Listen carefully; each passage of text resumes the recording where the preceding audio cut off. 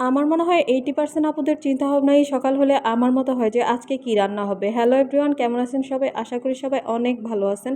আজকে আমি রান্না করব হচ্ছে আলু দিয়ে ছোট চিংড়ি আর হচ্ছে লতা দিয়ে মানে কচুরলতি দিয়ে হচ্ছে ছোট চিংড়ি। এইটা আমি অনেক পছন্দ করি। তো আমি ভাবলাম যদি কচুরলতিটা আমার খাইতে ভালো না লাগে সেক্ষেত্রে আমি আলু চিংড়ির ঝোলটা খাবো। এটা আমি খুবই পছন্দ করি। এটা আমি মাঝে মাঝেই রান্না করি। বাসায় যখনই চিংড়ি মাছ আনে তখনই আমি আলু দিয়ে চিংড়ি মাছের একটা ঝোল করি। এটা আমার খুবই পছন্দ। আর হচ্ছে আমাদের নিত্যদিনের একটা চিন্তা থাকে যে আজকে বাসায় কি রান্না হবে, কালকে কি রান্না করব, একটা চিন্তা ভাবনার মধ্যে থাকি। তার কারণ হচ্ছে আমাদের ফ্রিজে পর্যাপ্ত পরিমাণ মাছ মাংস একদম লোড করা থাকে না। আমরা অনেক কোটিপতি বা বড়লোকের ধনির দুলালি না, আর বড়লোকের বউ না। তো সেই ক্ষেত্রে আমাদের অনেক আপুদেরই এই চিন্তাটা মাথায় থাকে যে আজকে কি রান্না হবে, কালকে কি খাবো। প্রত্যেক দিনই গৃহিণীদের একটা দুশ্চিন্তার মধ্যে দিন কাটে। ওই রকম কিন্তু আমিও কিন্তু তার থেকে আলাদা কিছু না।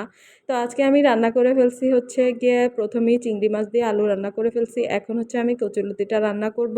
এখানে আমি রসুন দিয়ে দিছি আর হচ্ছে একদমই স্বল্প মশলা দিয়ে আমি এটা রান্না করব। এটা স্বল্প মশলাতে খাইতে আমার কাছে ভালোই লাগে।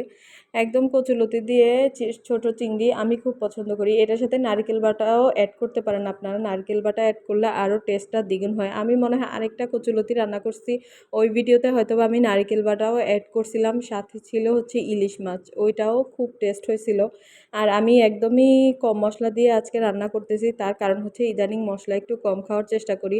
তেল মশলার দাম একদম বেশি এই জন্য না, এটা হচ্ছে হেলথের জন্য খুবই আমাদের জন্য খুবই ক্ষতি। আমাদের হেলথের জন্য এটা আমাদের হেলথের জন্যই ভালো। আর অনেক বেশি তেল মশলা দিলেই যে রান্না মজা হয় এরকম কিন্তু না, রান্নার একটা ক্যাটাগরি আছে, এটা জানা লাগে। হয়তোবা এভাবে রান্না করলে রান্না খুবই ভালো হয়। ভালো থাকবেন সবাই, পরবর্তী ভিডিওতে দেখা হবে। আল্লাহ হাফেজ।